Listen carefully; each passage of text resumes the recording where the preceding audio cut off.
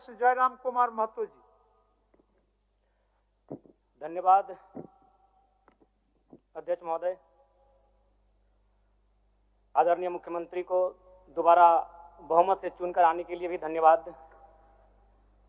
माननीय वित्त मंत्री के द्वारा अनुपूरक बजट, द्वितीय अनुपूरक बजट जो 4,833 करोड़ 39 लाख लाया गया है, जबकि यही सरकार ठीक कुछ दिन पूर्व प्रथम अनुपूरक बजट, माफ कीजिएगा, प्रथम अनुपूरक बजट 4,833 करोड़ 39 लाख का लाया गया था और आज पुनः द्वितीय अनुपूरक बजट जो कि 11,697 करोड़ 45 लाख की राशि लेकर आए हैं।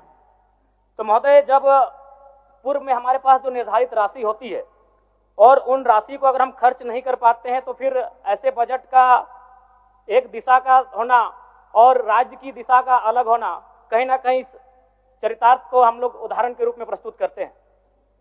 महोदय, बजट की सार्थकता तभी आम व्यक्ति को समझ में आएगी जब एक गांव का सबसे गरीब व्यक्ति, गंगवा की पत्नी गंगिया, अपनी गठरी में बाजार के बजट को रख पाएगी।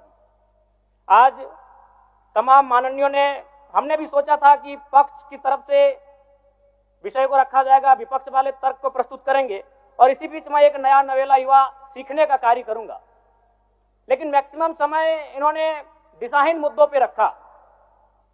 तो मैं, चूंकि मैया सम्मान योजना मूल बिंदु रही, केंद्र बिंदु रही, किसी ने उसे सम्मान कहा, नारियों का सम्मान कहा, महिलाओं का सम्मान कहा, हम लोग भी महिलाओं के सम्मान के पक्षधर हैं।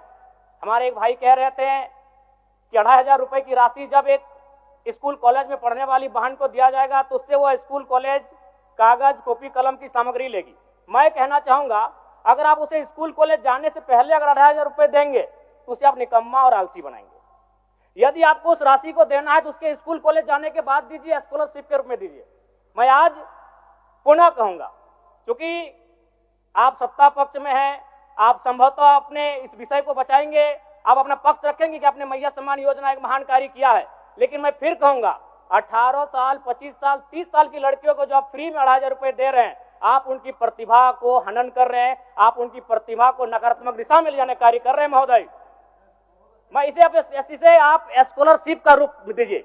आपको 2,500 रुपए देना है, स्कूल से पहले देंगे ना। मैं कह रहा हूं, मेरी भी सैकड़ों बहनें हैं गांव में, अगर आप स्कूल जाने से पहले 2,500 रुपए उनके हाथ में देंगे, उस पैसे को वह गलत कार्यों में, गलत नहीं कहेंगे, कुछ ऐसे कार्यों में खर्च करेंगी जो लुभावनी हो।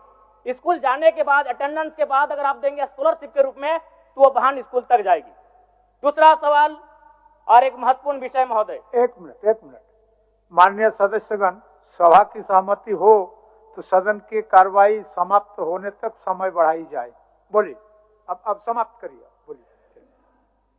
महोदय, यदि वास्तव में मैया सम्मान की राशि 2,500 रुपए सम्मान है तो मैं चाहूंगा हम लोग एक सार्थक दिशा में बढ़िए। महोदय, आज जितने भी माननीय हैं उनको बस की सुविधा दी जाए, जितने भी माननीय हैं अपने घर से ट्रेन की सुविधा से सदन आए, जितने भी माननीय हैं वो अपना टीए भत्ता का त्याग करे, जितने भी माननीय हैं यह जांच हो कि उनके बच्चे सरकारी स्कूलों में पढ़ते हैं या गैर सरकारी स्कूलों में पढ़ते हैं, निजी स्कूलों में पढ़ते हैं, इस विषय का भी जांच हो।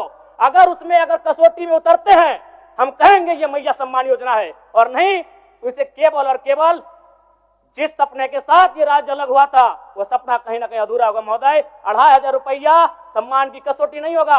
सम्मान तभी होता है जब समानता से आता है, समानता है तभी सम्मान है। अगर समानता नहीं है महोदय तो किस सम्मान की आप बात करते हैं? महोदय, मैं पुनः कहना चाहूंगा, महोदय 30 सेकंड 45 सेकंड का समय चाहूंगा। आदरणीय परम श्रद्धेय, सीजीएल का मामला अभी भी गर्म है। यदि सरकार को लग रहा है वो सच्चे हैं तो सांच को आंच क्या करा लीजिए जांच, सांच को आंच क्या करा लीजिए जांच। और अब कब तक बहाना दीजिएगा कि ये विपक्ष की साजिश है? विपक्ष के सारे पे छात्र सड़कों पे नहीं है, सपने टूट रहे हैं, सपने नेशनल नाबूद हो रहे हैं, इसीलिए छात्र सड़कों पर है। और याद रखिएगा, उनके सपनों के बीच कोई आएगा, पहाड़ आए, दरिया आए या चट्टान आए, छात्र टकराएंगे। महोदय, मैं फिर कहूंगा, यदि आप सच हैं तो सच को आंच क्या कराइए जांच, सीजीएल की जांच हो। मैं पुनः कहूंगा, खतियान आधारित स्थानीय नीति, विस्थापन नीति पुनः समीक्षा करते हुए लागू कैसे हो उस दिशा में इस राज्य को बढ़ना चाहिए। और महत्वपूर्ण विषय महोदय, मैं ये कहना चाहूंगा। हो गया माननीय जयराम कुमार जी, हो गया। धन्यवाद महोदय। सरकार के उत्तर।